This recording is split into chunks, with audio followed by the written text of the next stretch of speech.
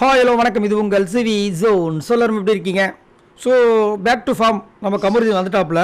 கொஞ்ச நேரத்துக்கு முன்னாடி திவாகருக்கும் கமருதீனுக்கும் சண்டை நடந்திருக்கும், நீங்களே பார்த்துருப்பீங்க. அதில் விஜய் பார்வதி ரொம்ப கோவப்பட்டு அந்த பாட்டிலாம் தூக்கி எரிஞ்சிருப்பாங்க. ரொம்ப பெரிய சண்டை, சரிங்களா? அப்போவே நம்மளுக்கு தோணுச்சு, ஏன்னா கொஞ்சம் ஓவராக வந்துட்டு பின்னாடி நின்று கலாய்க்கிற விஷயங்களாம். அதாவது எல்லாமே அளவுக்கு மிஞ்சின அமிர்தம் நஞ்சுன்னு சொல்லுவாங்க. அது இவர்கிட்ட வந்துட்டு முதல்ல வந்து நஞ்சு தான் இருந்துச்சு. கொஞ்சம் அமிர்தமாக நடிச்சிட்டு இருந்தார் 2 நாளாக. பேக் டு ஃபார்ம் பழைய மாதிரி வந்துட்டார், சரிங்களா? அதிலே சண்டையிலே தெரிஞ்சிருக்கும் உங்களுக்கு. அது மட்டும் இல்லாமல் ஜெயிலில் ஒரு பெரிய சம்பவம் நடந்திருக்கு. அது என்னன்றது தெரியல இன்ன வரைக்கும். ஆனால் விஜய் பார்வதி அதை சொல்ல மாட்டாங்க. சொல்ல முடியாத ஒரு சங்கடமான ஒரு விஷயமானு தெரியல.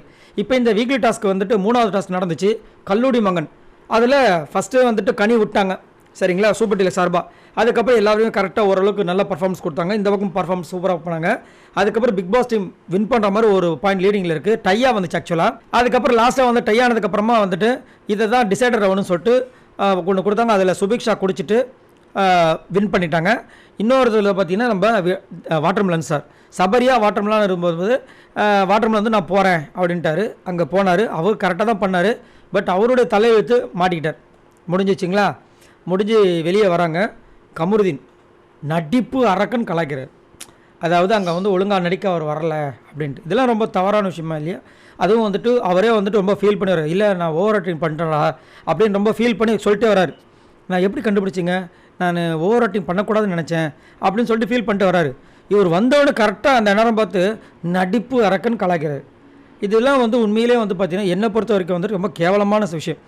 எப்படி வந்துட்டு நம்ம திவாகரி இன்னும் ஒரு சில பேர் சொல்கிறோமோ, அதாவது கமருதீன் வந்துட்டு இதுக்கு முன்னாடி எப்படிலாம் பண்ணிட்டு இருந்தார், நம்ம 2 நாளில் வந்து நம்ம பாராட்டிகிட்டு இருந்தோம்.